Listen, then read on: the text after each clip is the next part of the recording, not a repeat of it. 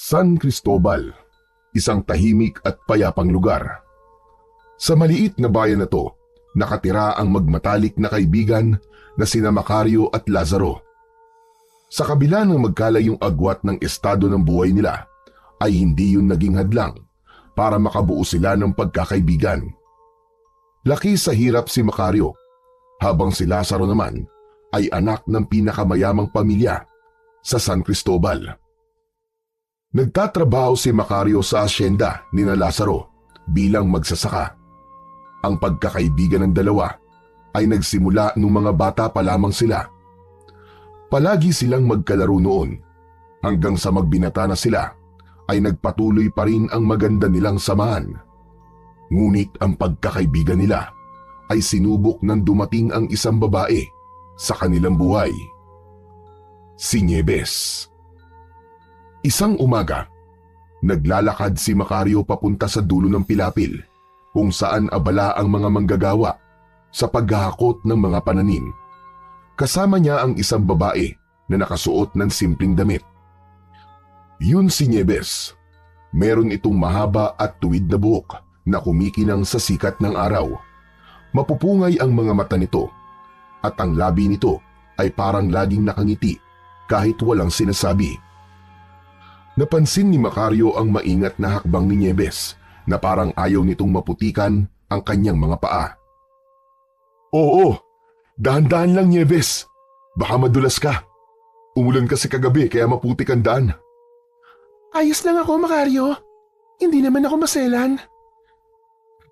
Dapat pala nagdala tayo ng payong para hindi ka naiinitan. Ang puti pa naman ng balat mo.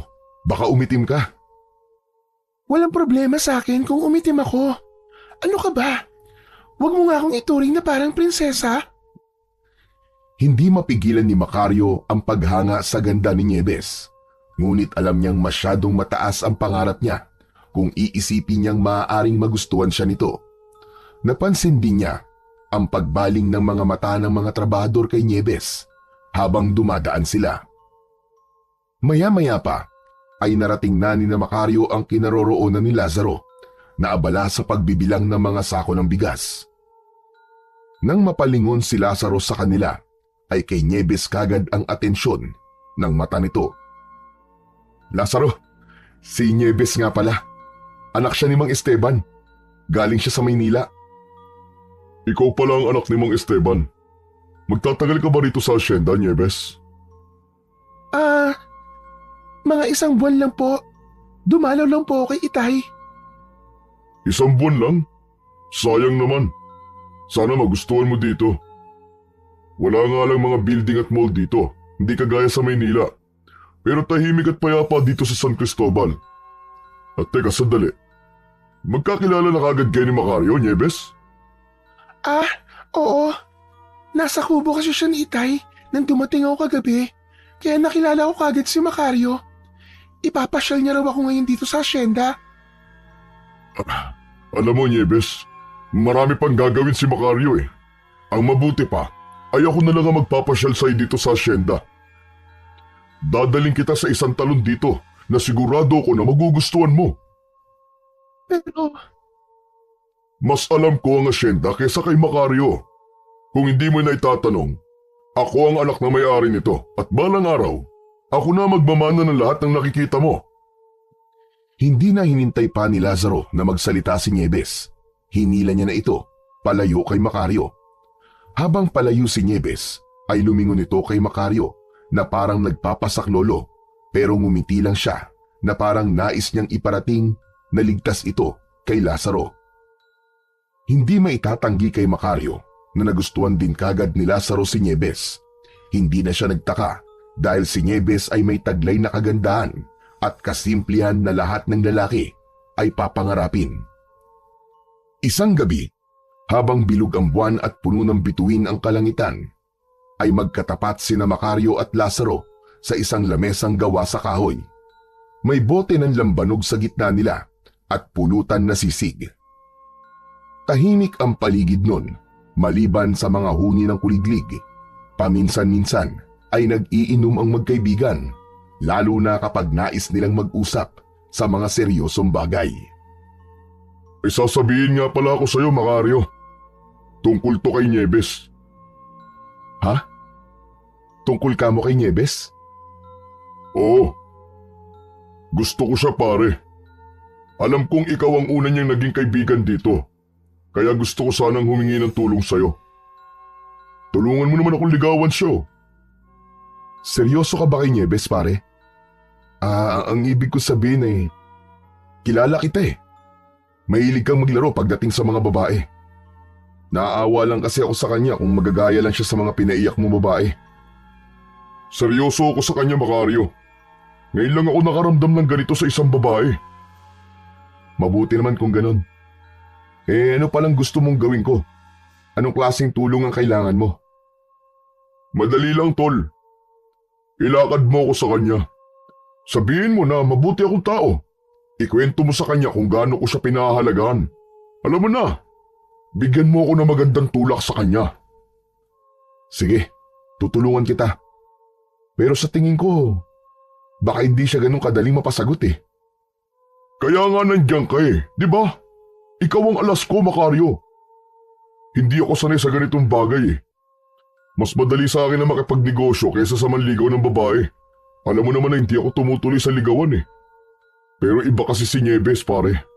Siya ang klase ng babae na dapat na nililigawan. Pilit na itinago ni Macario ang sakit ng kanyang nararamdaman. Sa kaloob-looban niya, gusto niyang aminin kay Lazaro na mahal din niya si Nieves. Ngunit alam niyang wala siyang karapatan. Hindi siya kasing yaman at kasing gwapo ng kaibigan niya. Alam niya na kung sabay silang manliligaw kay Nieves ay si Lazaro ang pipiliin nito. Kaya naman kinabukasan, sinamahan ni Macario si Lazaro na magdala ng mga bulaklak at mga prutas sa bahay ni Nieves. Habang nanonood si Macario mula sa malayo, nakita niya kung paano pilit nang humingiti si Nieves sa harap ni Lazaro. Hindi yun ngiti ng tuwa, kundi tila napipilitan lamang itong harapin si Lazaro. Ramdam ni Macario na walang nararamdaman si Nieves para sa kaibigan niyang si Lazaro. Sa sandaling yun, lalong tumitindi ang sakit na nararamdaman ni Macario, ngunit sa kabila nun ay nanatili siyang tahimik. Tinupad niya ang kanyang pangako kay Lazaro na tutulungan niya itong mapasagot nito si Nieves kahit pa unti-unti nang nadudurog ang kanyang puso. Nagpatuloy ang pagtulong ni Macario kay Lazaro sa panliligaw nito kay Nieves. Isang gabi, nagtungo sila sa kubo ni Nieves na may dalang gitara. Patay na ang ilaw sa loob ng kubo, kaya sigurado sila na tulog na si Nieves at ang tatay nito. Macario, sigurado ako matutuwa si Nieves nito. Sino ba naman ang hindi kikiligin sa harana, hindi ba? Oo nga pre, pero na-practice mo ba yung kanta? Baka sintonado ka pa rin ha? Kulang nga lang eh, kumuha na ako ng voice lesson eh. Basta, ayusin mo ang pagigitara mo. Alam kong ikaw ang expert pagdating dyan eh. Maya-maya pa ay nagsimula ng tumugtog ng gitara si Macario at sinundan yon ng pagkanta ni Lazaro. Hindi nagtagal ay bumukas ang bintana sa harapan nila at dumungaw doon si Nieves. Pilit ang naging ngiti nito at hindi yun nakaligtas sa mapanuring mga mata ni Macario.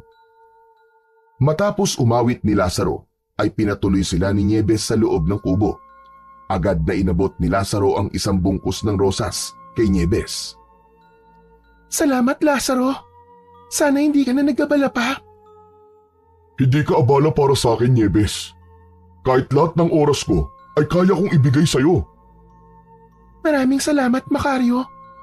Ang husay mo palang tumugtog ng gitara. Nakakahanga ka. Maraming salamat, Nieves. Kulang na nga ako sa practice eh. Ang pagkanta ko, kumusta, Nieves? Ayos lang naman.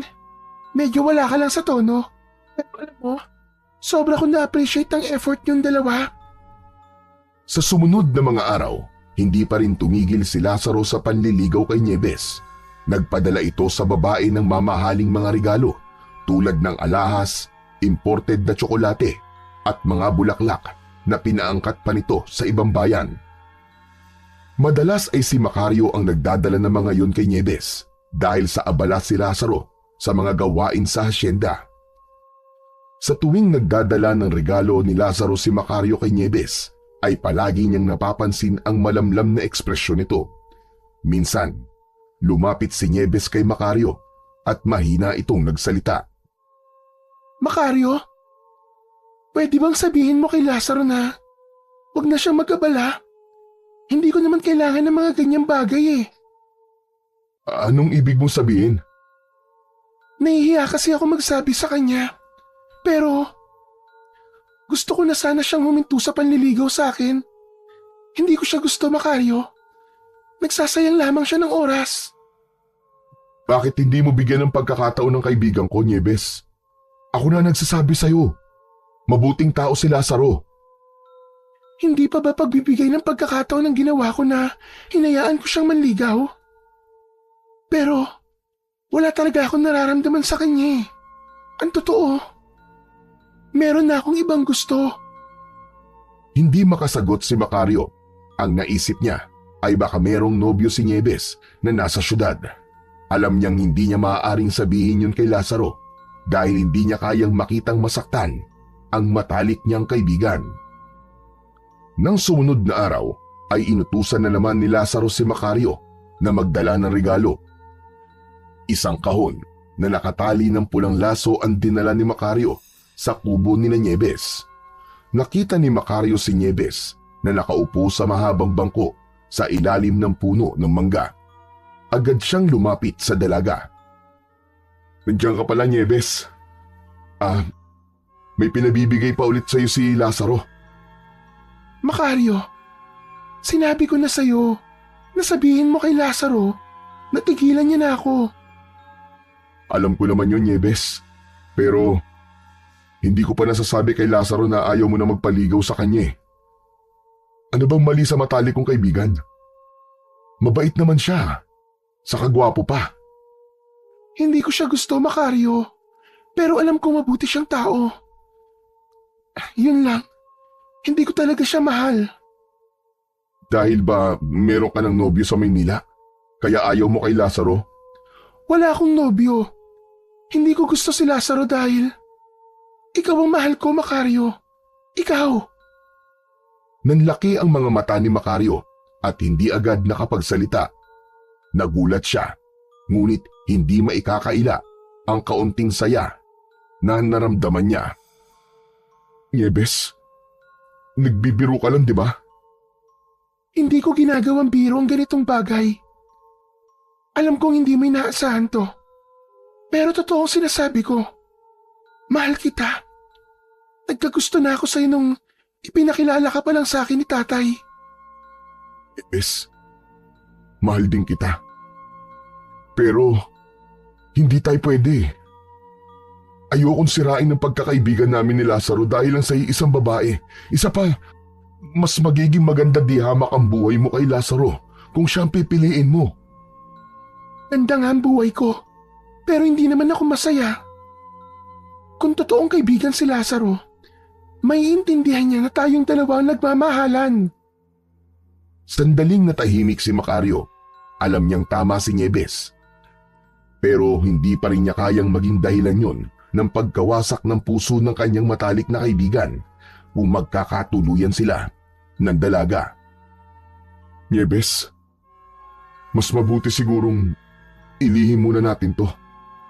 Hindi ko alam kung paano to sasabihin kay Lazaro eh. Ayokong saktan siya. Saka, baka magalit siya sa akin. Kung yan ang desisyon mo, Macario, susunod ako. Pero sana, dumating ang panahon na masabi mo na sa kanya ang totoo. Kasi habang pinapatagal mo, ay mas lalong magiging masakit to para sa kanya. Oo, Nieves. Hahanap lang ako ng tamang pagkakataon. Nagtagpo ang kanilang mga mata. Hindi pa rin makapaniwala si Macario na mahal din pala siya ni Nieves. Hindi niya yun inasahan dahil ang akala niya ay hindi ang lalaking gaya niya ang tipo ni Nieves, pero hindi niya magawang lubusan na maging masaya dahil sigurado siya na labis na masasaktan si Lazaro kapag nalaman nito ang totoo. Isang gabi, lahat ng tao sa hasyenda ay tulog na, maliban kina Macario at Nieves na magkahawak ang kamay na nagtungo sa magubat na bahagi ng hasyenda. Huminto sila sa ilalim ng isang malaking puno at agad na siniil ng halik ni Macario si Nieves. Macario, sandali lang. Sigurado ka bang walang makakakita sa atin dito? Wala. Walang tao na nagpupunta sa lugar na to, lalo na kapag ganitong oras. Mahal na mahal kita, Nieves. Mahal na mahal din kita, Macario. Hinaplos ni Macario sa pisngi si Nieves at marahan naglapat ang kanilang mga labi.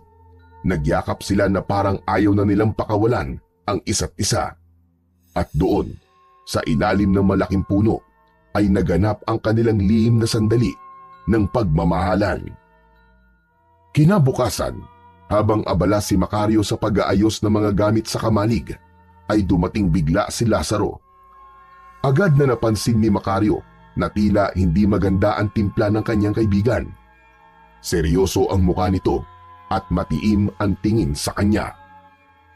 Macario, may oras ka ba? Gusto lang kita makausap tungkol kay Nieves. Tumigil si Macario sa ginagawa at tumango.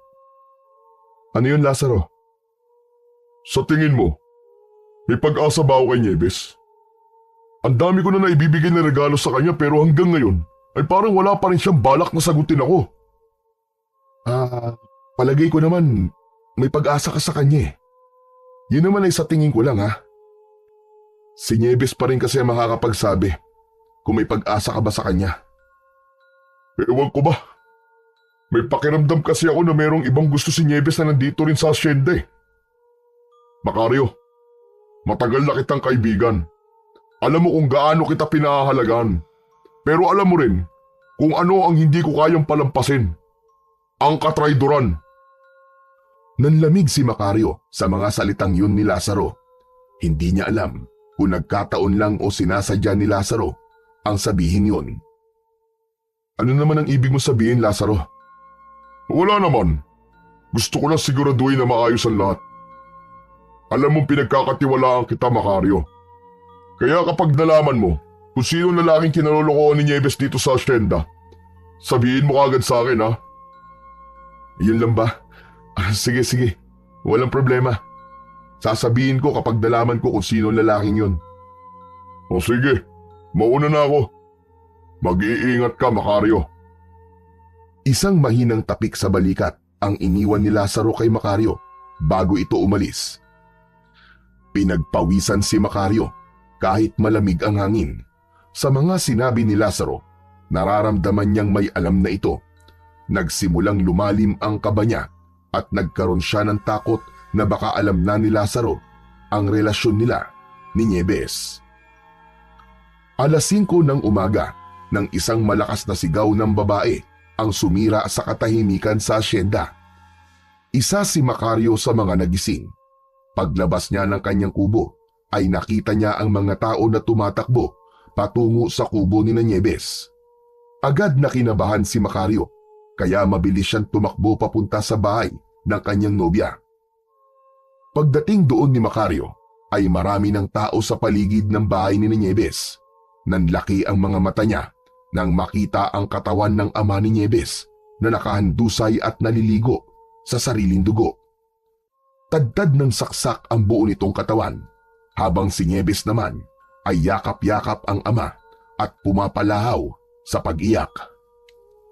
Mabilis na nilapitan ni Macario si Nieves pero hindi niya ito magawang mapakalma.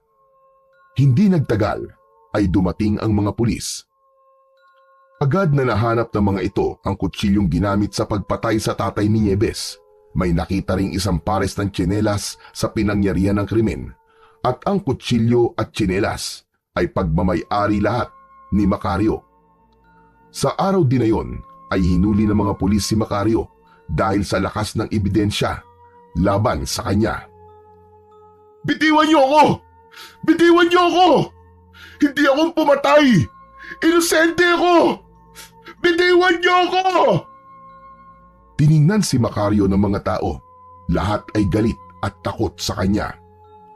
Habang hinihila ng mga pulis si Macario upang maisakay sa sasakyan ng mga pulis, ay panay pa rin ang sigaw niya. Hindi ako pumatay! Hindi ko magagawa yun! Hindi ako isang mamamatay tao! Nagkakamali kayo! Tila nagkaroon ng konting pag-asa si Macario nang makita niya si Nieves na mabilis na tumatakbo papunta sa kanya. Niyakap siya nito ng mahigpit. Hindi na siya makaganti dito ng yakap dahil nakaposas na ang kanyang mga kamay. Macario, hindi ka nila pwede basta-basta hulihin. Alam kong hindi ka ang pumatay kay tatay. Tulungan mo ako, Nieves. Sabihin mo sa kanila na magkasama tayo kagabi. Kaya imposibleng ako pumatay sa kanya. Huwag ka mag-alala, Macario. Ilalaban natin ang katotohanan. Makakalaya ka rin kagad. At makukulong ang totoong pumatay kay tatay. Sumama ka muna sa mga pulis. At huwag ka nang manlaban pa. Naluluhang tumango si Macario at sinunod niya ang mga sinabi ni Nieves. Matapos siyang maisakay sa sasakyan ng mga pulis, ay tumingin siya sa labas. Napansin niya si Lazaro na nakatayo sa hindi kalayuan. Nakangisi yun ng malaki na tila tuwang-tuwa sa nangyari.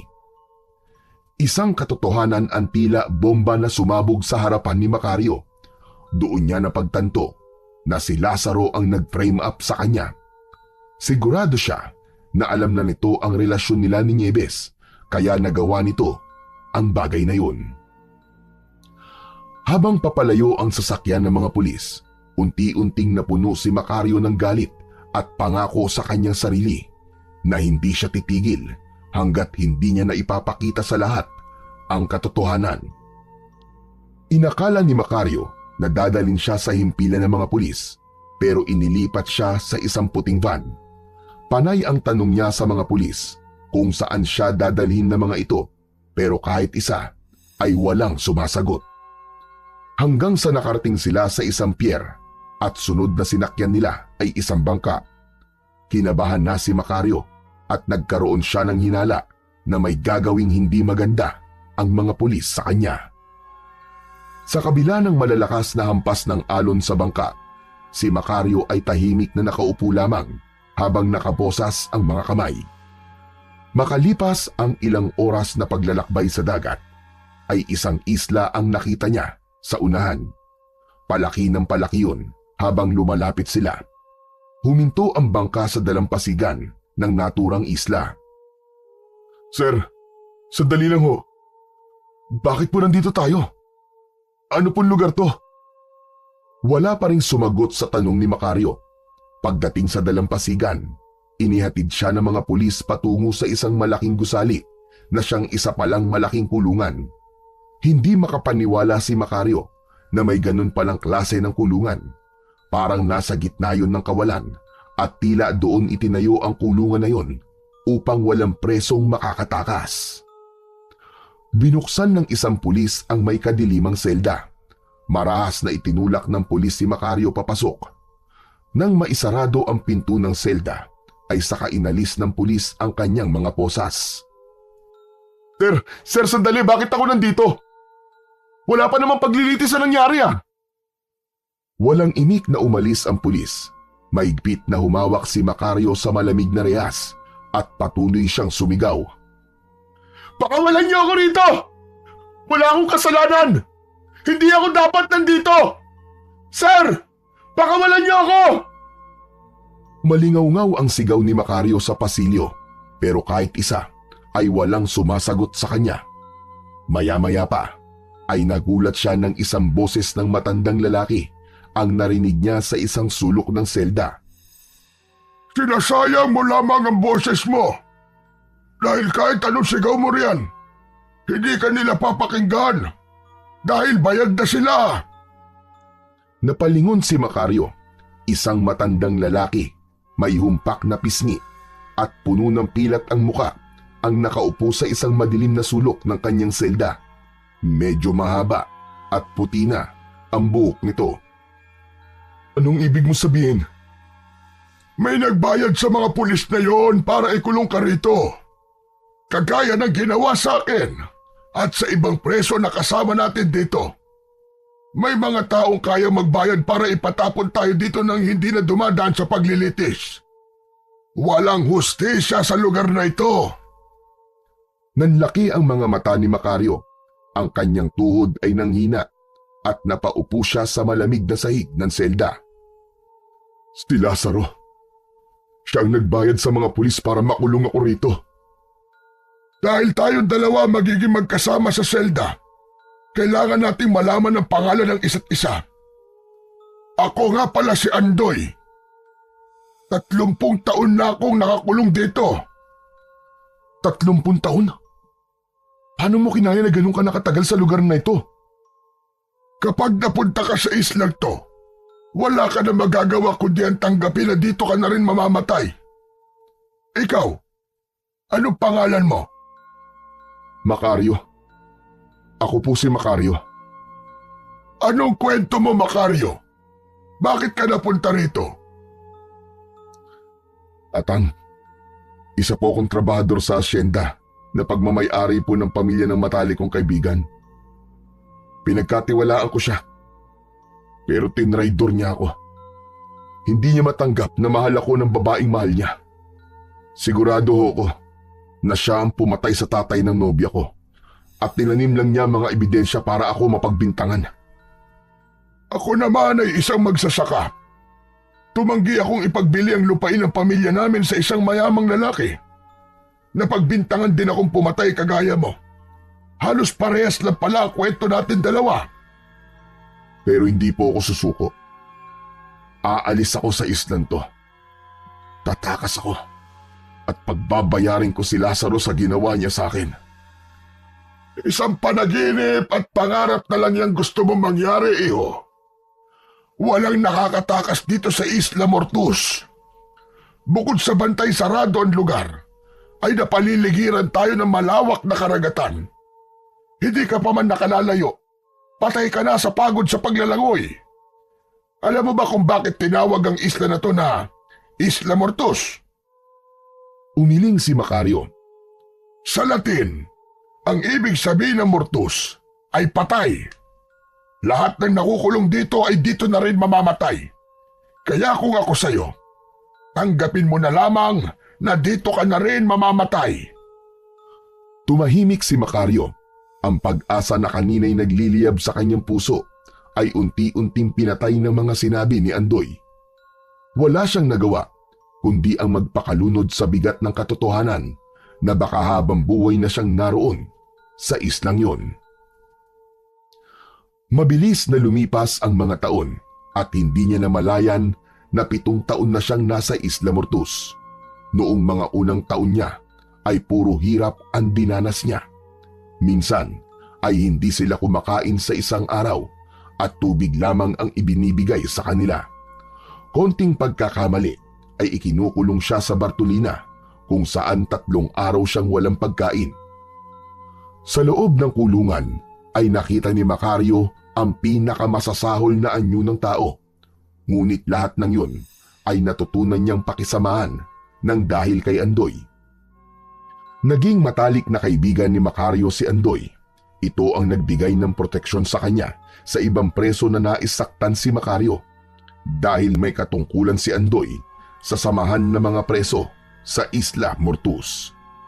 Ngunit sa paglipas ng mga taon ay siya ring paghina ng katawan ni Andoy dahil sa katandaan na nito. Araw-araw itong inuubo ng malala pero walang pakialam ang mga bantay kay Andoy at tila hinihintay na lang itong mamatay. Isang umaga, nagising si Macario sa selda nila at nakita niyang hirap sa paghinga si Andoy. Nilapitan niya ito at inalalayan. Ayos ka lang ba, Tatang? Bakit kasi hindi pa ako kunin ng Diyos? Pinapatagal niya pa itong paghihirap ko. Huwag ka magsalita ng ganyan, Tatang. May dahilan kung bakit humihinga ka pa hanggang ngayon. Sandali, ikukuha lang kita ng tubig. Kinuha ni Macario ang isang lata na may laman na tubig. Ibinigay niya yun kay Andoy at uminom ito. Matapos yun, ay ngumiti sa kanya si Andoy. Salamat, Macario. Naalala ko tuloy ang mga anak ko sa iyo. Kagaya mo rin sila na maasikaso sa akin. Pasensya ka na kung nahihirapan ka sa pag-aalaga sa akin. Ano ka ba, Tatang? Kung hindi dahil sa'yo, ay matagal na ako nabaliw dito. Ngunit ang katotohanan ay mabigat para kay Macario. Sa 7 taon na yon, nakita niya kung paano pinahina ng Isla Mortus si Andoy. Sa bawat araw na lumilipas, nawawalan ito ng lakas. Ang tanging nakapagpapalakas lamang kay Macario ay ang kanyang galit. Galit na hindi napawi ng panahon. Nasa isip niya pa rin ang ginawa ni Lazaro sa kanya. Sa kabila ng kawalan ng paraan na makatakas sa Isla Mortus, ay hindi pa rin nawalan ng pag-asa si Macario na makakaalis siya sa islang yon. Ginamit niya ang oras sa Isla Mortus para palakasin ang kanyang katawan. Nagtulak siya ng malalaking bato sa gilid ng kulungan. Nag-eehersisyo gamit ang bigat ng sariling katawan. At sinanay ang kanyang isipan sa pagiging alerto sa bawat galaw ng mga tao roon. Samantala, ang kalagayan ni Andoy ay patuloy pa ring lumalala. Sa tuwing nagkakaroon ng gulo sa kulungan, si Macario ang umaawat at pumoprotekta kay Andoy. Habang inaayos ni Macario ang lumang kumot na gamit ni Andoy, ay sumagi sa isip niya ang nakaraan. Napangiti siya nang maalala niya si Nieves at ang maikling panahon na sila ay nagmamahalan. Ngunit ang ngiting yun ay nawala nang sumagi sa isipan niya ang nakangising muka ni Lazaro. Ang Andoy, nangangako po ako sa inyo na makakatakas ako sa lugar na to at pagbabayarin ko si Lazaro sa ginawa niya sa akin. 7 taon nang nawala sa akin nang dahil sa kahayupan niya. Hanggang ngayon pala ay hindi ka pa rin nawawalan ng pag-asa na makakaalis ka pa sa islang to, Macario. Gusto ko ang determinasyon mo na yan. Pero ipapaalala ko lamang sa'yo, lahat ng nagtangkang tumakas dito at nahuli ng mga gwardya ay pinatay lahat. Yung mga sinubukan lumangoy sa dagat, hindi na alam kung ano ang nangyari. Hindi sumagot si Macario, pero sa kanyang puso, alam niyang hindi titigil ang kanyang laban hanggat hindi niya natitikman ang hustisya na siya mismo ang gagawa. Sa bawat hirap na dinanas niya sa Isla Mortus, ay lalong nag-alab ang kanyang determinasyon na makalaya roon upang maipatikim kay Lazaro ang kanyang galit at paghihiganti. Pagsapit ng gabi, habang nakahiga si Macario sa maliit na higaan sa selda, ay hindi mawala sa isip niya ang magandang muka ni Nieves. Inisip niya na kung hindi siya napunta sa Isla Mortus, malamang ay kasal na silang dalawa at may mga anak na sila. Naputol ang kanyang pag-iisip nang marinig niya ang boses ni Andoy. Nagising pa rin pala kagaya niya. Macario! Gising ka pa ba? Oo, Tatang. Gising pa po ako. Akala ko naman tulog ka na. Hindi kasi ako makatulog. Pakiramdam ko, may masamang mangyayari. Macario, may ikikwento lang sana ako sa iyo. Baka sakaling makatulog ako pagkatapos. Sige ho. Ikwento niyo na ho yan para makatulog na ho kayo. Hindi na ho pwede nagpupuyat ang mga matatandang kagaya niyo. Narinig mo na ba ang tungkol sa Isla Kalawit? Isla Kalawit? Alamat po ba yun? Hindi yun isang alamat, Macario. Totoo ito. Marami ang naghahanap sa Isla Kalawit dahil puno ng kayamanan ng islang yun. May mga ginto, perlas, diamante, at kung ano-anong mamahaling bato. Pero hindi lang yun. Sa islang yun daw, matatagpuan ng isang agimat na kung tawagin ay Singsing ni Solomon.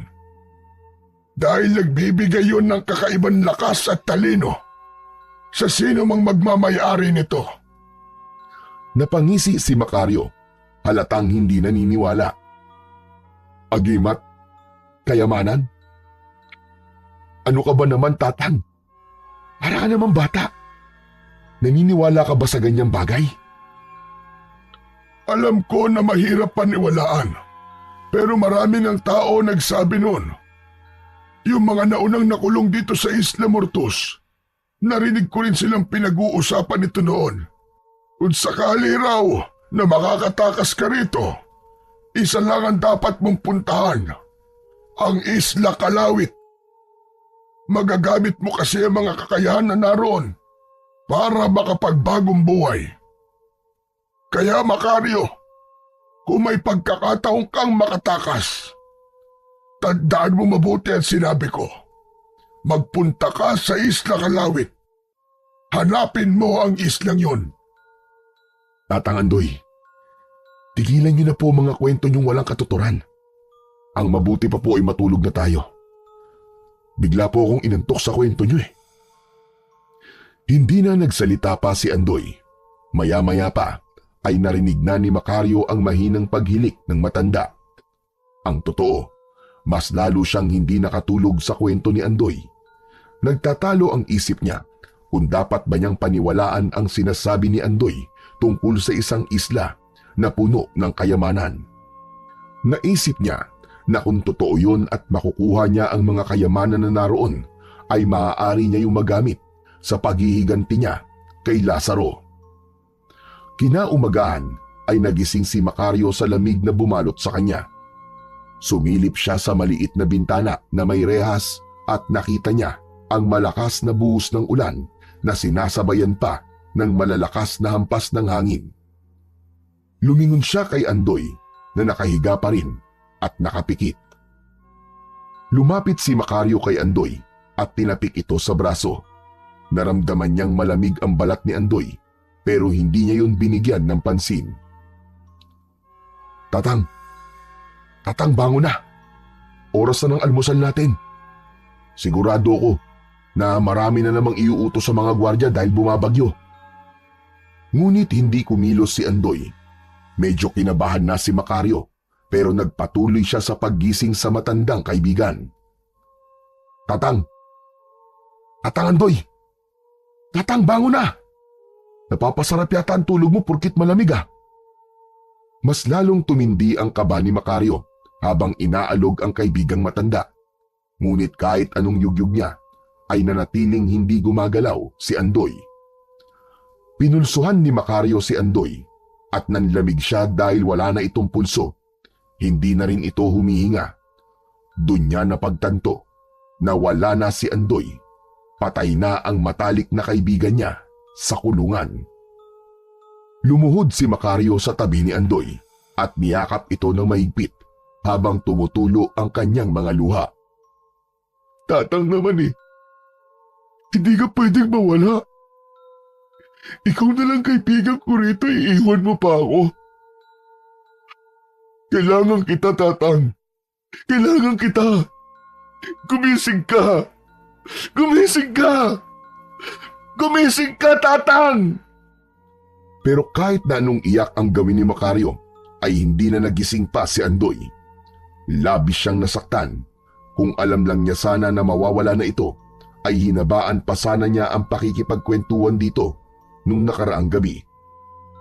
Ilang sandali pa, huminga ng malalim si Macario at sinubukan tawagin ang gwardya. Tulungan niyo kami rito! Si Tatang Andoy patay na! Tulungan niyo kami rito! Isang gwardya ang lumapit at tumingin ito sa walang buhay na katawan ni Andoy. Ngunit sa halip na magpakita ng simpatsya, ay malamig at walang emosyon itong tumango. Maghintay ka lang rito. May kukunin lamang ako. Hindi nagtagal, bumalik ang gwardya na may dalang malaking sako na gawa sa abaka. Ano yan? Para saan ang sakong yan, Chip? Kapag may preso na mamatay dito, sinasako lang ang katawan at tinatapon sa dagat. Ano? Hindi. Hindi mo pwedeng gawin niya kay Tatang Andoy. Kailangan niya magkaroon ng maayos na libing. Wala ka na magagawa. Yan ang patakaran dito eh. Sandali, kukunin ko lang ang trolley. Itinapon ng gwardya ang sako sa sahig ng selda at umalis itong muli. Hindi makapaniwala si Macario na basta na lang itatapon sa dagat ang bangkay ni Andoy. Pero habang nakatitig siya sa sako, ay unti-unting nagkaroon ng ideya si Macario. Nilapitan niya si Andoy at maingat na binuhat yon. Inilagay ni Macario ang katawan nito sa kanyang higaan at tinakpan ng kumot. Patawarin mo ko, Tatang. Pero kailangan kong gawin to. Alam ko naman na ito rin ang gusto mo. Ang makaalis ako sa impyernong isla na ito. Pero huwag kang mag-alala, Tatang. Kasama kita palagi sa puso ko. At ipagdadasal ko ang iyong kaluluwa na sana ay makamit mo nawa ang tunay na kalayaan. Kasama ang Diyos na lumikha. Mula sa isang tagong sulok ng selda, kinuha ni Macario ang maliit na patalim na matagal niya nang itinatago. Huminga siya ng malalim at saka pumasok sa loob ng sako. Maingat niyang isinara ito mula sa loob at inayos ang sarili. Pagkatapos lamang ng ilang sandali, ay nakita ni Macario sa maliit na siwang ng sako ang pagbabalik ng gwardya na may dalang trolley. Nagulat pa ito nang makitang nasa loob na ng sako ang katawan ni Andoy. Buti na lang pala't pinabilis mo ang trabaho ko, Macario. Ikaw na talaga naglagay ng katawan ni Andoy sa sako. Ay sige, matulog ka lang dyan. Ako na ang bahala dito sa kaibigan mo. Tinalian na ng gwardya ang sako matapos nitong pumasok sa selda. Pagkatapos nun, ay isinakay na nito ang sako sa trolley. Halos hindi na humihinga si Macario sa loob ng sako habang mahigpit ang hawak niya sa patalim. Maya-maya pa ay nakalabas na sila ng kulungan at naramdaman niya ang paghampas ng ulan at hangin kahit nasa loob siya ng sako. Matarik ang daan na tinahak nila at ilang beses siyang nahulog at ibinalik ng gwardya sa pagkakasakay sa trolley. Makalipas ang ilang sandali, ay huminto na ang gwardya sa pagtutulak. Nakita ni Macario na nasa gilid sila ng isang bangin. Biglang itinulak ng gwardya ang sako sa bangin. Mabilis siyang bumulusok pa ibaba at dumiretso sa malalim na bahagi ng dagat. Mabilis na napuno ng tubig alat ang sako, ngunit nanatiling kalmado si Macario. Mabilis na ginamit ni Macario ang patalim at sinimulang sirain ang sako. Hanggang sa wakas ay tuluyan na siyang nakalaya sa sako at nagsimula siyang lumangoy palayo sa isla. Ngunit ang lakas ng alon ay hindi umayon kay Macario. Paulit-ulit siyang nilamon ng alon at malakas na dinala sa iba't ibang direksyon, hanggang sa isang malakas na alon ang humampas sa kanya at naramdaman na lang niya ang pagtama ng ulo niya sa malaking bato na naging dahilan upang siya ay mawalan ng malay. Unti-unting dumilat si Macario. Napangiwi siya dahil sa sakit na nararamdaman niya sa kanyang ulo. Ang unang narinig niya ay ang tunog ng alon. Pilit siyang bumangon at lumabas ng silid na kanyang kinaroroonan. Nagulat siya nang paglabas niya ng silid ay nalaman niyang sakay siya ng isang malaking barko ng mga pirata. Agad na nagsigawan ang mga pirata na tila tuwang-tuwa nang makita siya. Nakasuot ang mga yon ng punit-punit na damit at may mga pilat sa katawan. Ayan na siya! Gising na ang ating bagong laruan! Nagtawanan ang mga pirata at lumapit kay Macario ang isang pirata na sa tingin niya ay pinuno ng mga yon.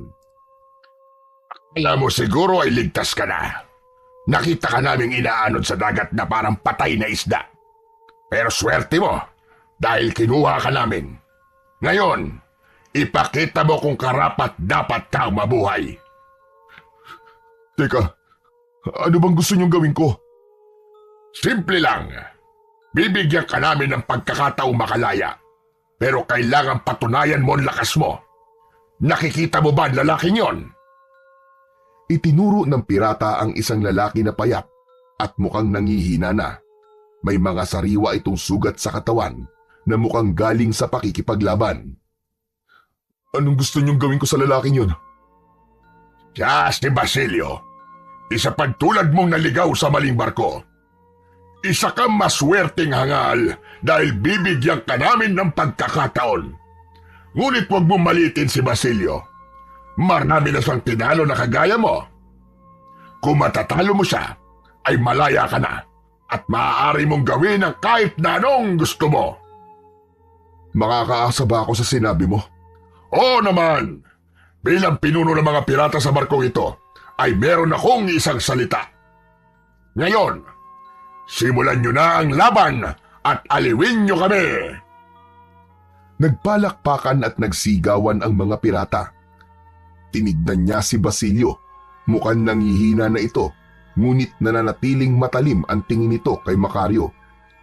Nagdalawang isip si Macario. Alam niyang mali ang sakta ng isang tao na wala namang ginawang masama sa kanya, ngunit ayaw din niyang mamatay sa kamay ng mga pirata. Isa-isa niyang tiningnan ang mga pirata na may hawak na mga espada at baril. Lahat ay nakangisi at naghihintay sa aksyon na mangyayari. Alam niyang hindi siya makakaligtas kung susubukan niyang tumakas o tanggihan ang laban. Ibinigay ng isang pirata ang isang kalawanging patalim kay Macario na agad niyang tinanggap. Nagkatinginan sila ni Basilio. Pareho nilang naintindihan na yun na ang umpisa ng laban para sa kalayaan nila. Hanggang sa nauna nang sumugod si Macario, si Basilio naman ay nagpakita ng kahinaan sa unang galaw. Ngunit sa kabila ng kalagayan nito, ay halata ang karanasan nito sa pakikipaglaban. Si Macario, bagamat may lakas, ay nagkaroon ng pag-aalinlangan na saktan si Basilio. Panay-iwas lang ang ginawa niya sa mga atake nito. Anong klaseng laban yan? Kapag hindi nyo inayos, ay dalawa ko kayong papatayin. May takot na naramdaman si Macario sa kanyang narinig. Sinubukan ni Macario ang lahat ng makakaya niya upang madaig si Basilio. Nagawa niyang maagaw ang hawak nitong patalim. Pinatid niya ito at nang matumba ito ay paulit-ulit niyang pinagsusuntok sa muka hanggang sa nanlupaypay na ito. Halos hindi na gumagalaw si Basilio nang huminto si Macario sa pagsuntok dito. Natalo ko na ho siya. Tapos na ang laban. Anong tapos na? Bakit hindi mo papatayin ang Basilio na yan? Ang usapan ay kailangan ko lang siyang talunin. Natalo ko na siya. Sa lagay niyang yan ay hindi na siya makakalaban pa. Ipinapaalala ko lang na kanina'y sinabi mo na meron kang isang salita. Oo nga. Pero, sige na. Oo na. May sinabi nga akong ganun. Ngayon, malaya ka na. At kung anong nais mong gawin sa Basilio na yan, ay ikaw na ang bahala. Kailangan ko ng bangka. Isasama ko si Basilio sa pupuntahan ko. Total, ikaw lang ang nakatalo kay Basilio. Ay pagbibigyan ko ang iyong kahilingan. Bigyan nyo ng bangka ang hangal na ito. At ikaw, isama mo na ang walang kwentang Basilio na yan. Mabilis na kumilos ang ilang pirata at ibinagsak ng mga yun ang isang disagwang bangka sa tubig. Inihagis ng isa pang pirata si Basilio sa barko. Mabilis na tumalon si Macario upang sagipin si Basilio.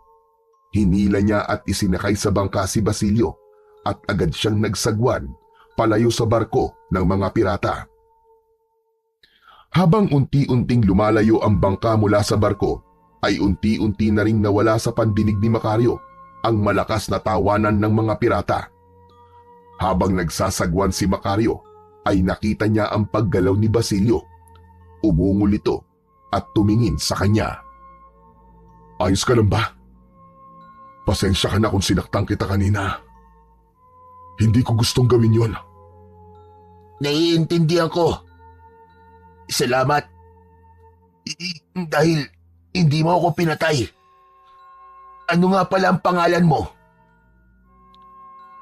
Ako si Macario. Wala talaga akong balak na patayin ka. Dahil ang plano ko, dalawa tayong makaalis sa barkong yun. Napakalaki ng utang na loob ko sa'yo, Macario. Sasabihin ko sa'yo, simula ngayong araw na to, ay sa'yo na ang katapatan ko. Gagawin ko ang lahat ng inuutos mo. Kahit saan ka magpunta, kahit ano ang plano mo, susunod ako. Utang ko sa'yo ang buhay ko. Hindi mo naman kailangan gawin yan, Basilio. Sapat na sa akin na parehas tayo nakaligtas at buhay. Hayaan mo lang akong bayaran ng utang na loob ko sa iyo sa paraan na kaya ko at alam ko. Isa pa, mas mabuti na rin na sumama ako sa iyo kaysa manatili sa mga pirata o mamatay ng walang saysay. Natahimik si Macario at nagpatuloy sa pagsagwan habang pinag-iisipan ang sinabi ni Basilio. Sa kabila ng lahat ng kanyang pinagdaanan ay masaya siya dahil meron siyang bagong kasama na sa tingin niya ay mapagkakatiwalaan. Habang patuloy sa pagsagwan sina Macario at Basilio ay unti-unting nagiging kalmado ang alon ng dagat. Sa malayo ay isang anyo ng lupa ang sumilay sa kanilang paningin. Macario, tingnan mo! Isang isla! Sa wakas, makakapagpahinga na rin tayo. Sana may mga tao ron para makahingi tayo ng tulong. Sana nga. Bilisan na natin sa pagsagwan. Habang palapit ang kanilang bangka sa isla, ay nakakita ng kaunting pag-asa ang dalawa. Pagdating nila sa dalampasigan ng isla, ay sumalubong sa kanila ang matataas na puno at makakapal na halaman. Wala silang nakitang senyales na merong tao na nakatira rito. Ganun pa man, hindi na sila umalis sa isla at nagsimula silang maghanap ng lugar kung saan sila maaaring magpahinga. Naglakad-lakad sila na tanging ang liwanag mula sa bilog na buwan ang kanilang tanglaw. Sa gitna ng makapal na halaman ay napansin nila ang isang madilim na bunganga ng kuweba. Diyan na lang tayo matulog sa loob ng kuweba. Delikado kung dito tayo sa labas at baka mayroong mabangis na hayop dito. Tama ka, Macario. Saka, pagod na rin ako. Ang sakit na ng mga binti ko kakalakad. Pagpasok sa kuweba, nakaramdam sila ng kakaibang lamig. Ang loob nito ay tahimik, maliban sa tunog ng tubig na tumutulo mula sa mga stalactite. Miga sila sa isang malapad na bato sa bandang dulo ng kuweba. Nang dahil sa labis na pagod, kahit hindi sila komportable sa higaan, ay mabilis silang nakatulog. Naunang nagising si Macario kinaumagahan. Pagbangon niya, ay napatulala siya nang makita ang nasa paligid nila ni Basilio. Nagkalat ang mga gintong barya, gintong bara, mga alahas at mga mamahaling bato. Ang dingding ng kuweba ay mistulang palamuti ng kayamanan, isang dambuhalang kabangyaman na hindi niya inakalang totoo. Basilio! Basilio! Basilio, gumising ka! Nagising si Basilio at agad na napanganga sa kanyang nakita sa paligid. Diyos ko, Macario! Totoo ba ito? O nananaginip lang ako? Totoo to, Basilio! Totoo to! Mayaman na tayo! Mayaman na tayo, Basilio! Mayaman na tayo! Habang iniikot ni Macario ang kanyang paningin, bigla niyang napansin ang isang kalansay na nakaupo sa isang sulok ng kuweba. Sa daliri nito ay may suot ito na kakaibang singsing na kumikislap sa liwanag. Nilapitan niya ang kalansay at kinuha mula sa daliri nito ang singsing na may kalakihan. Basilio! Madali ka! Tingnan mo ang singsing na ito. Napakaganda. Akin na lang to. Sigurado ka ba dyan, Macario? Baka may sumpa ang bagay na yan. May naging kaibigan ako nun sa selda kung saan ako tumakas. Sinabi niya na merong isang isla na may kayamanan at isang singsing na agimat. Sa tingin ko, ito na ang isla na tinutukoy niya. At ang singsing na ito, maaaring ito ang singsing ni Solomon. Isinuot ni Macario ang singsing sa kanyang daliri. Sa sandaling yun, bigla niyang naramdaman ng isang kakaibang init na dumaloy sa kanyang katawan. Ang kanyang mga kalamnan ay tila nagising at ang kanyang isipan ay luminaw nang hindi niya maipaliwanag. Hindi niya na sinabi kay Basilio ang kakaibang nararamdaman niya. Mabilis na kumilos sina Macario at Basilio. Maya-maya pa ay naging abala na sila sa pag-iipon ng mga gintong barya at mamahaling mga bato. Gumamit sila ng isang sako na nasa bangka upang maghakot ng kahit kaunting kayamanan na nasa kuweba. Matapos yun ay muli silang naglayag gamit ang bangka. Narating nila ang bayan at doon ay mabilis nilang naibenta ang mga kayamanan na nakuha nila. Matapos yun ay bumili sila ng mas malaki at mas matibay na bangka. Ang bangka ay may 4 na espasyo para sa lahat ng kayamanan na nasa Isla Kalawit. Binalikan nila ang kuweba at hinakot ang natitirang kayamanan na naroon. Umupa ng maliit na bahay sina Macario at Basilio kung saan pansamantala silang namalagi. Sa dami ng pera at kayamanan natin, kahit habang buhay na tayong hindi magtrabaho ay mabubuhay tayo. Tama ka, Basilio. Pero may paggagamitan ako ng pera at kayamanan na ito. Gusto kong bumalik sa San Cristobal. Gusto kong maghiganti kay Lazaro. Sino naman ang Lazaro na yan, kaibigan? At parang galit na galit ka sa kanya. Siya ang dahilan kung bakit ako nakulong sa Isla Mortus. Tinraidor niya ako, Basilio.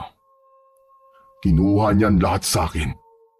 Ang aking buhay, ang aking dangal, ang lahat.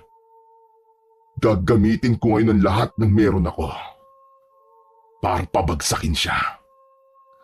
Kung ganon, kasama mo ko sa pag-iiganti mo, kaibigan. Hindi kita iiwan. Nagkatinginan sila ng may pagkakaintindihan at sa oras na yon ay pinagplanuhan nila ng mabuti ang paghihiganting gagawin ni Macario kay Lazaro. Muling bumalik si Macario kasama si Basilio sa San Cristobal. Sa loob ng mga taon na nawala siya roon ay tila walang nagbago sa lugar kung saan siya isinilang. Bumili si Macario ng napakalaking lupa roon at pinatayuan niya yun ng isang napakalaking mansyon. Ginawa niyang hasyenda ang malawak na lupa. Sa pananatili ni Macario sa San Cristobal ay nalaman niya na mag-asawa na sina Lazaro at Nieves. Pakiramdam niya tuloy ay pinagtaksilan din siya ni Nieves sa ginawa nitong pagpapakasal sa lalaking sumira sa buhay nila. Nang dahil sa pera ni Macario ay mabilis na natapos ang mansyon at ang kanyang hasyenda. Lahat ng tao sa San Cristobal ay nagulat sa biglaang pagdating ni Macario, kaya hindi siya masyadong nagpakita sa mga ito sa pangambang baka merong makakilala sa kanya. At doon na nagsimula ang pagpapabagsak ni Macario kay Lazaro. Sa tulong ni Basilio ay mabilis na kumalat sa San Cristobal na naghahanap si Macario ng mga manggagawa para sa kanyang asyenda. Inalok nila ang bawat tauhan ni Lazaro ng mas mataas na sahod at magandang benepisyo. Libre ang pagkain, tirahan at edukasyon para sa kanilang mga anak.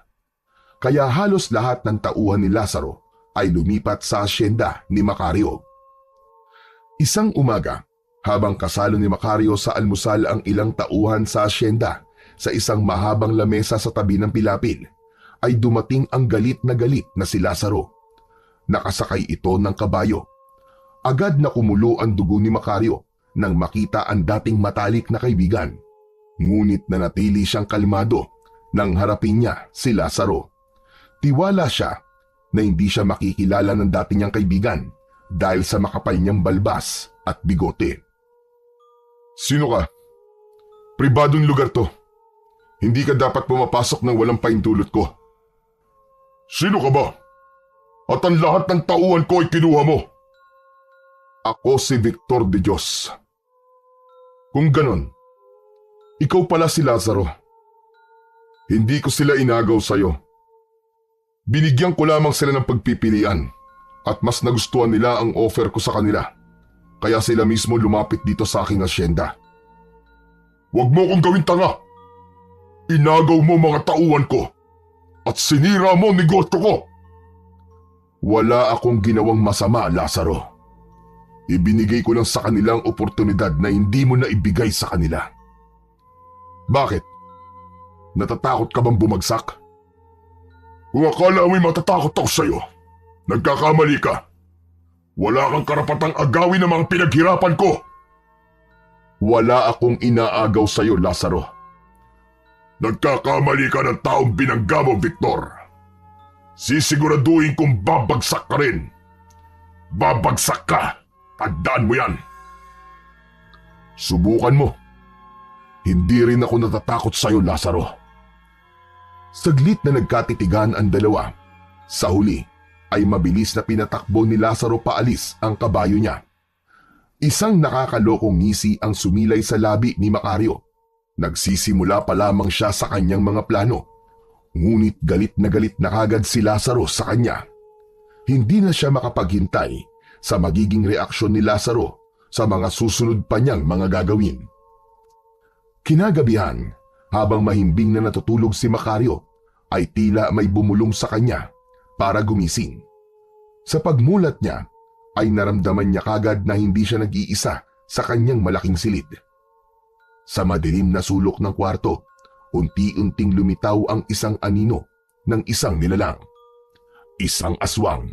Ang kanyang anyo ay nakakatakot.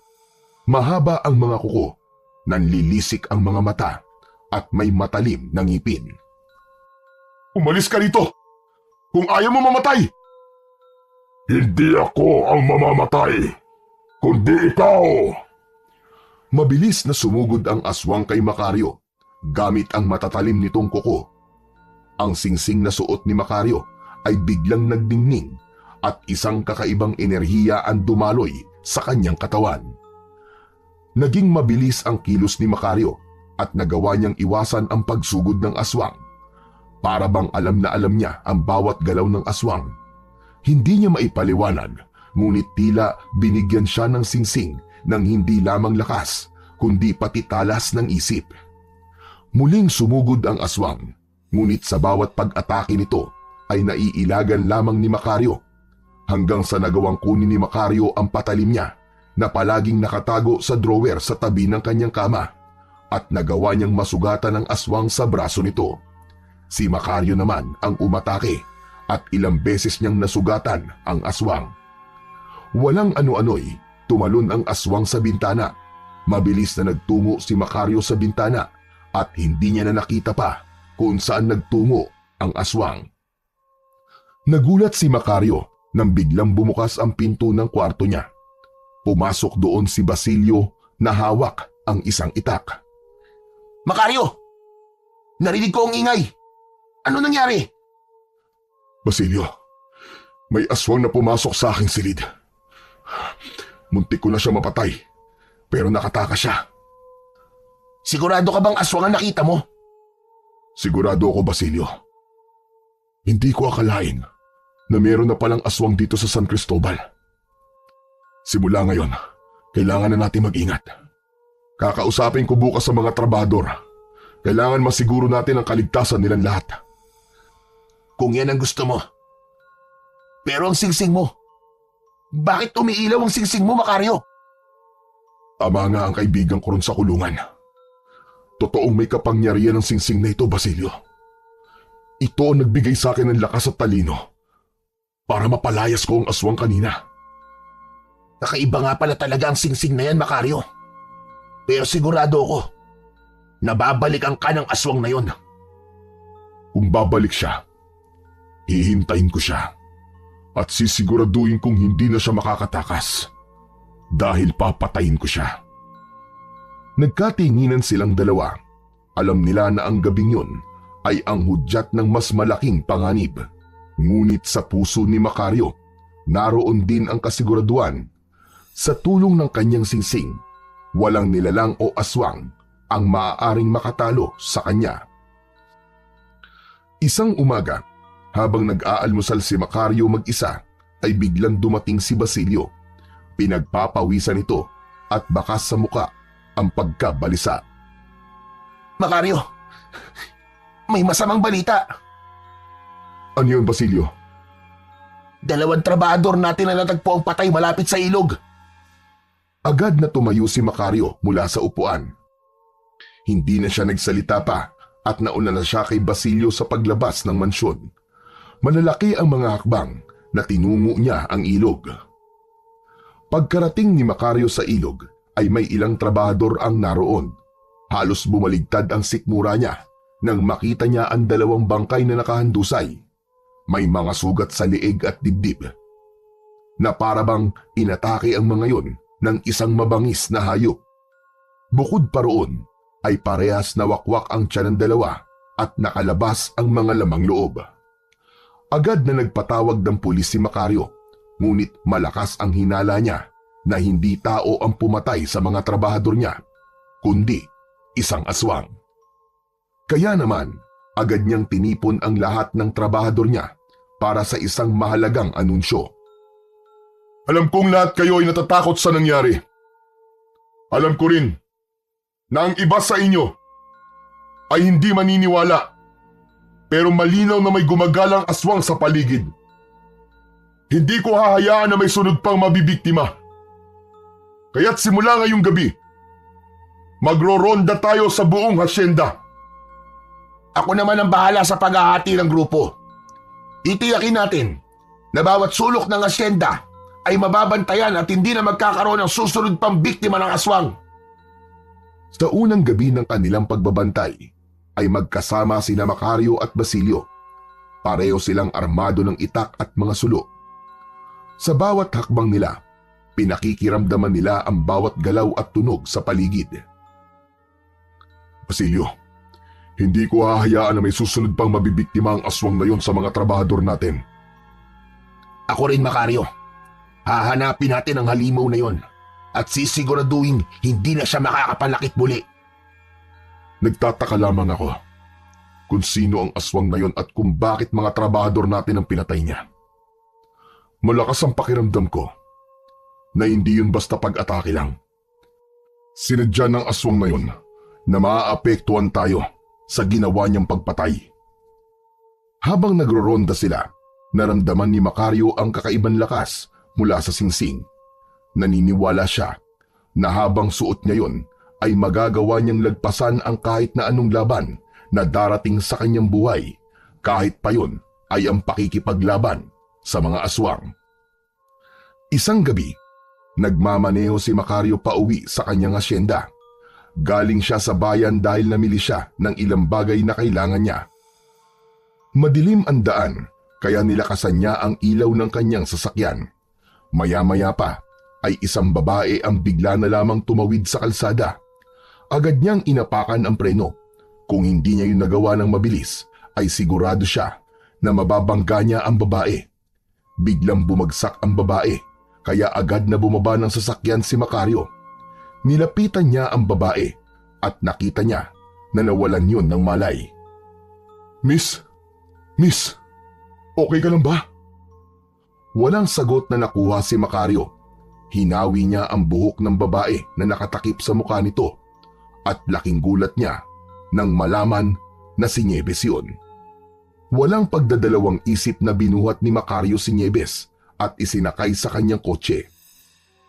Dinala niya si Nieves sa kanyang mansyon dahil hindi niya ito kayang iwanan sa gitna ng kalsada. Maingat niya tong inihiga sa isang malambot na kama sa isa sa mga silid sa kanyang mansyon. Pumasok si Basilio sa silid at nagulat ito nang makita si Nieves. Macario, sinong babae niyan? Siya si Nieves. Nieves? Ang babaeng ipinagpalit ka kay Lazaro? Oo, siya ang babaeng minahal ko. Pero pinagtaksilan ako. Hindi ko inaasahang makikita ko siya ulit at sa ganitong kalagayan pa. Tingnan mo. Puno siya ng pasa, Basilio. Parang may nanakit sa kanya. Si Lazaro kaya may kagagawa nito? Hindi ko alam, Basilio. Ngunit hindi na rin ako magtataka kung si Lazaro man ang may gawa niyang kay Nieves. Pero siguro, ayan na ang karma niya dahil pinakasalan niya si Lazaro. Niloko rin ako ng babaeng yan. Pinaniwala niya ako na ako ang mahal niya. Pero kay Lazaro din pala siya magpapakasal.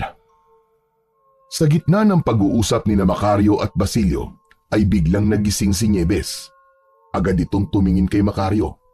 Mabilis na iniwas ni Macario ang mukha niya dahil nangamba siya na makilala siya nito. Nakita kita sa kalsada kanina, Binibini. Nawalan ka ng malay. Pero maaari ka nang umuwi sa bahay mo ngayong nagising ka na. Hindi muna nagsalita si Nieves. Titig na titig ito kay Macario habang bumababa sa kama. Tumayo si Nieves sa harapan niya habang nangingilid ang luha nito. Macario? Nagkakamali ka. Hindi Macario ang pangalan ko. Ako si Victor. Victor de Dios. Hindi mo ako maluloko. Kilala kita, Macario. Ikaw ang unang lalaking minahal ko. Alam ko ang boses mo. Ang mga mata mo. Ang hugis ng ilong mo. Alam ko ang lahat-lahat sa'yo. Lalabas muna ako. Mukhang kailangan niyong mag-usap. Paglabas ni Basilio ay huminga ng malalim si Macario at diretsyong tiningnan si Nieves sa mga mata.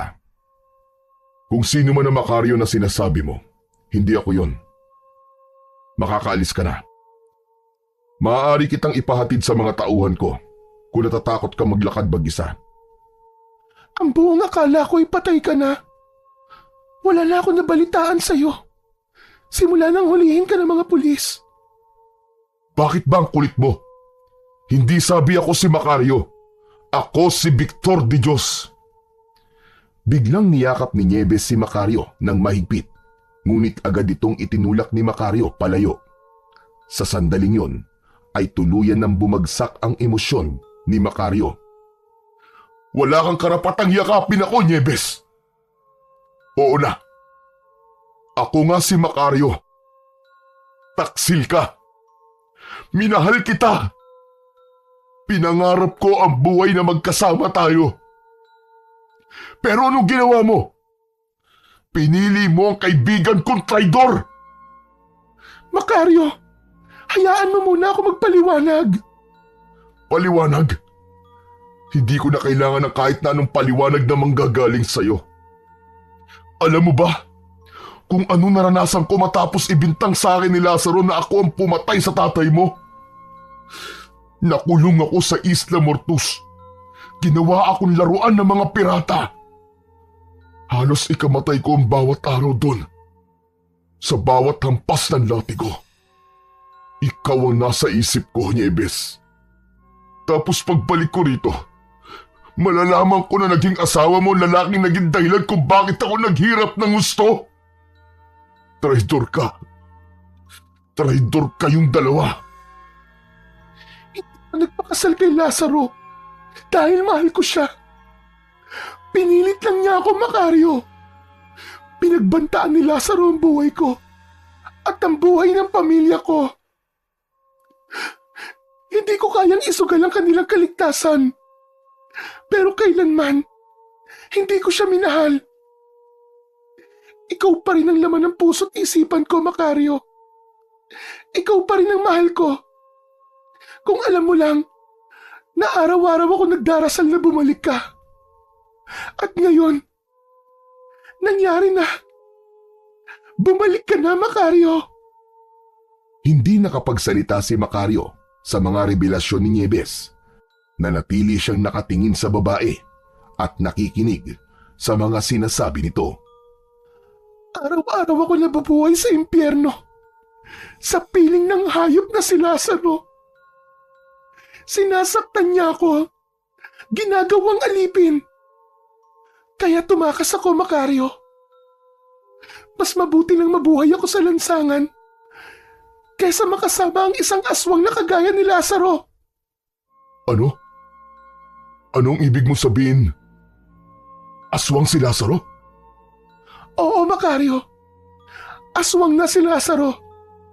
Simula na mamatay ang mga magulang niya, ay humina ang kita ng asyenda. Pinili niya maging aswang sa pangako na nakilala niyang aswang na magdadala daw yun ng swerte, kapangyarihan at lakas kay Lazaro. At ngayon, dahil ikaw ang nagiging sagabal sa kanya, sinusubukan niyang pabagsakin ka. Siya ang pumatay sa mga trabahador mo. Hindi na siya ang Lazaro na kilala natin noon, Macario. Alam ko rin na siya ang pumatay kay tatay. Pero wala akong magawa kasi natatakot ako sa kanya. Napansin ni Macario ang sinseridad sa boses ni Nieves at unti-unti niyang naramdaman ang katotohanan sa mga sinabi nito. Lumapit siya kay Nieves at hinawakan ito sa balikat. Nieves, naniniwala ako sa mga sinabi mo. Pasensya ka na kung hinusgahan kita kagad. Wala akong kaalam-alam na dumanas ka rin pala ng impyerno kagaya ko. Parehas lang tayong biktima ng kasamaan at kataksilan ni Lazaro. At naiintindihan ko ang galit mo sa akin kanina. Pero Macario, ayoko nang bumalik kay Lazaro. Huwag kang mag-alala, Nieves. Poprotektahan kita laban kay Lazaro. Sinisiguro kong pagbabayaran niya ang lahat ng kasalanan niya sa ating dalawa.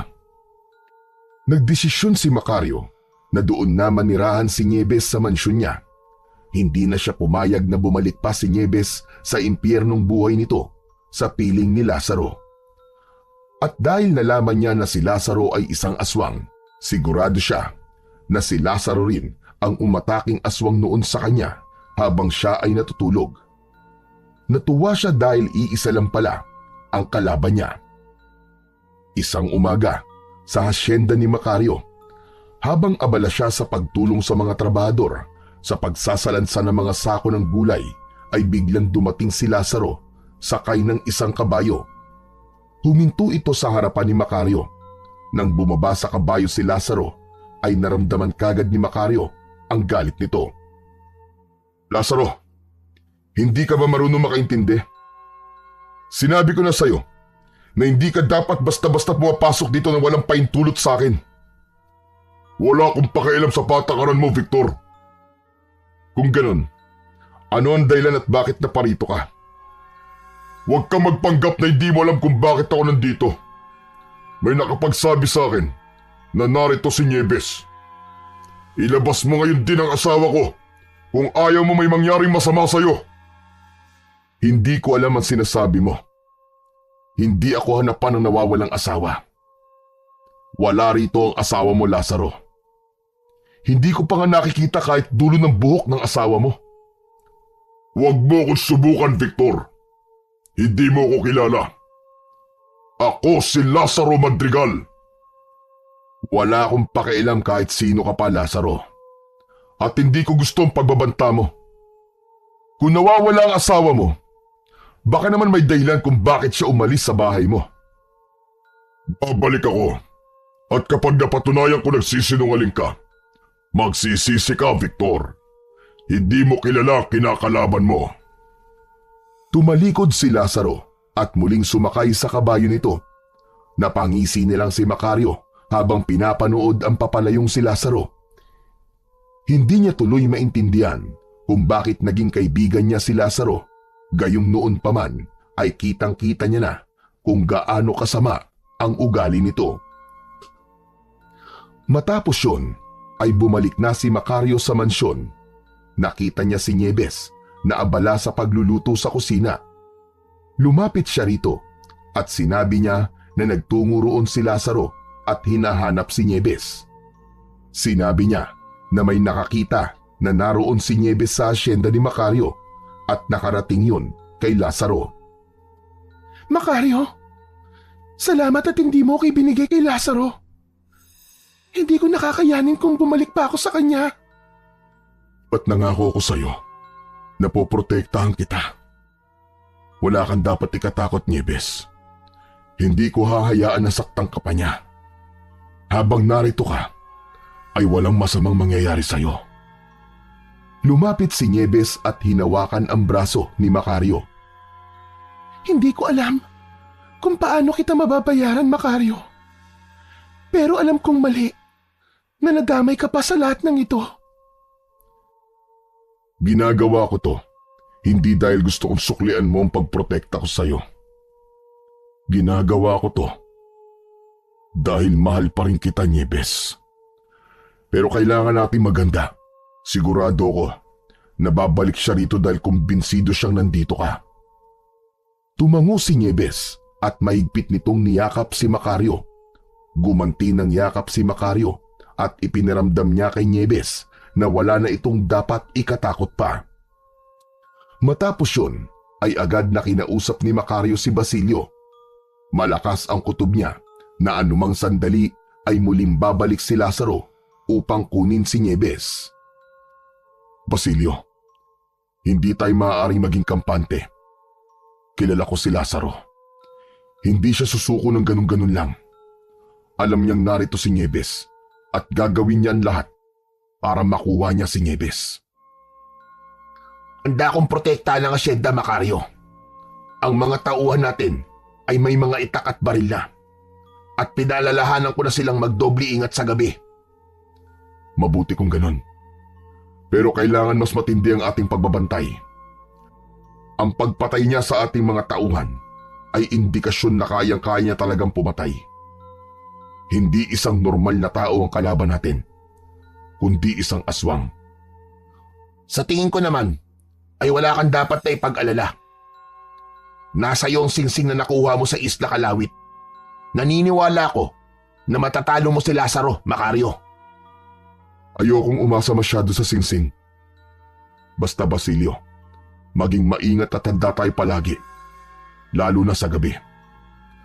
Magmula noon ay naging mababaw na ang tulog ni Macario. Kaunting kaluskus lang ay agad siyang bumabangon at sumisilip sa bintana. Hanggang isang gabi, hindi makatulog si Macario. Mabigat ang pakiramdam niya na parang may nararamdaman siyang panganib. Tila binubulungan siya ng singsing na maging alerto ng mga oras na yon. Hindi na napigilan pa ni Macario ang bumangon at kunin ang itak na nasa ilalim ng kanyang kama. Tahimik siyang lumabas ng kanyang kwarto at bumaba sa hagdan.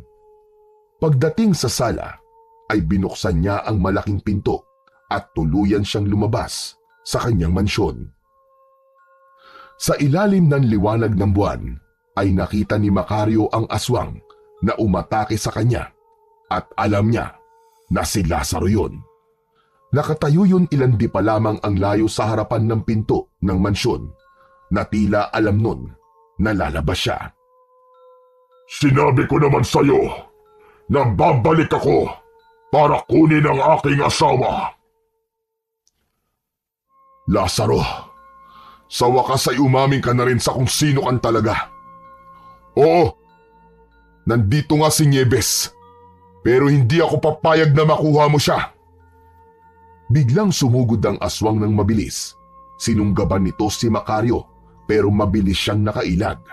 Sinubukan niya itong tagain pero naunahan siya ng malakas nitong suntok na tumama sa kanyang muka. Tumilapon si Macario sa lakas ng suntok ni Lazaro. Doon na naramdaman ni Macario ang pagdaloy ng kapangyarihan ng singsing sa kanyang katawan. Nagpatuloy ang sagupaan ni Macario at Lazaro.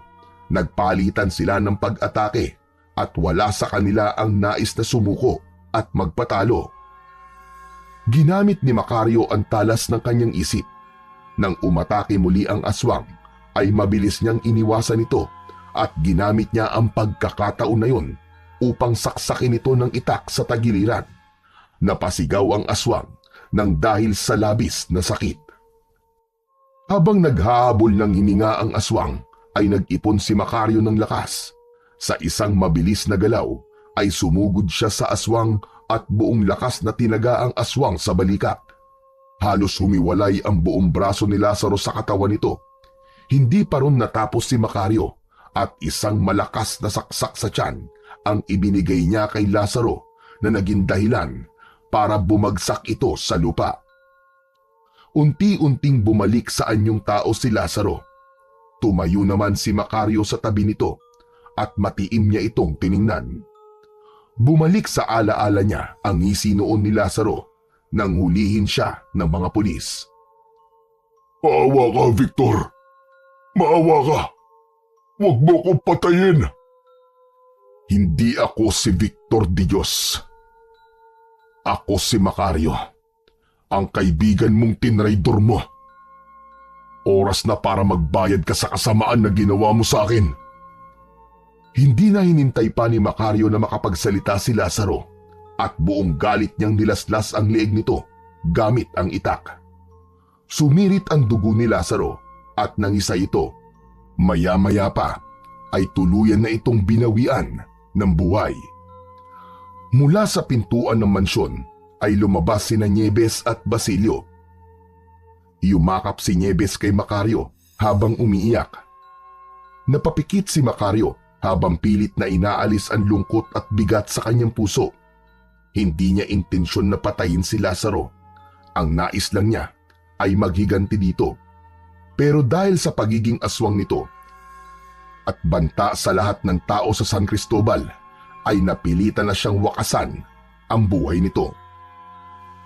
Tapos na. Tapos na, Nieves. Hindi na tayo mangangamba. Salamat, Macario. Sa wakas, tapos na ang kasamaan ni Lazaro. Hindi ko kailanman inakala na sa ganitong paraan magwawakas ang pagkakaibigan namin. Si Lazaro, ang pinakamatalik kong kaibigan noon. Pero siya rin na naging pinakamalaking kaaway ko. Pero tama ka, Nieves. Tapos na ang kasamaan niya. Wala na siyang iba pang magiging biktima. Hindi lang ito paghihiganti, kundi pagliligtas na rin sa lahat ng tao dito sa San Cristobal. Makalipas ang ilang araw, habang mag-isang nasa sala si Macario, ay lumapit si Basilio sa kanya. Nagtaka siya sa dalang maleta ni Basilio na hinuna niya agad na meron itong pupuntahan. Basilio, saan ang punta mo? Biglaan naman yata. Hindi to biglaan, kaibigan. Matagal ko na rin pinag-isipan to. Panahon na. Para naman bumalik ako sa pamilya ko. Natigilan ng sandaling yun si Macario, ngunit maya-maya pa ay ngumiti siya. Naiintindihan kita, kaibigang Basilio. Maraming salamat sa lahat ng ginawa mo para sa akin at sa aking asyenda. Hindi ko ito makakaya na mag-isa kung wala ka. Ako ang dapat na nagpapasalamat sa iyo. Sa panahon na nakasama kita, minsan ay hindi mo ko itinuring na alipin. Pinahalagahan mo ko bilang isang kaibigan at bilang isang tao. Habang buhay kong tatanawin ang utang na loob ko sa iyo, kaibigang Macario. Napangiti si Macario, ngunit hindi na itago ang lungkot sa kanyang muka. Hindi mo alam kung gaano kahalaga sa akin ang mga sinabi mo. Isa kang totoong kaibigan, Basilio. At hindi ko makakalimutan ang mga sakripisyo mo para sa akin.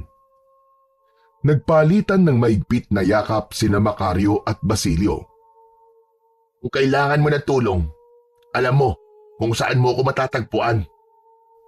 Mag-ingat ka, Basilio. At sana'y maging masaya ka sa piling ng pamilya mo. At kung may oras ka, huwag mong kalilimutan na dalawin kami rito, ha? Makakaasa ka, Macario. O paano? Paalam na. Hanggang sa muling pagkikita, kaibigan. Inihatid ng tanaw ni Macario si Basilio habang paalis ito. Tahimik na pinagmasdan niya ang papalayong kaibigan. Malaking kawalan para kay Macario si Basilio. Subalit alam niyang yun na ang tamang panahon para hayaan niya si Basilio na magkaroon ng sarili nitong buhay. Matapos ang lahat, ay muling nagsimula sina Macario at Nieves ng kanilang kwento. Makalipas ang ilang taon, ay nagpakasal na silang dalawa, saksi ang mga trabahador sa asyenda at si Basilio. Ang kanilang kasal ay naging isang pagdiriwang ng pagmamahal na nagtagumpay sa kabila ng lahat ng pagsubok. Isang pagmamahal na natutong magpatawad at muling bumangon mula sa mga sugat ng nakaraan. Nabuhay silang tahimik ngunit masaya. Hindi na hinayaan ni Macario na lamunin siya ng galit o paghihiganti. Natutunan niya ang halaga ng kapayapaan. Hindi lamang sa paligid, kundi sa kanyang puso. Ang mga karanasang nagbigay ng pait sa kanyang buhay ay siya ring nagturo sa kanya ng tunay na kahulugan ng pagtitiwala, pagpapatawad at pagkakaibigan. Sa piling ni Nieves, natagpuan ni Macario ang tahanan at ang katahimikan na matagal niya nang inaasam.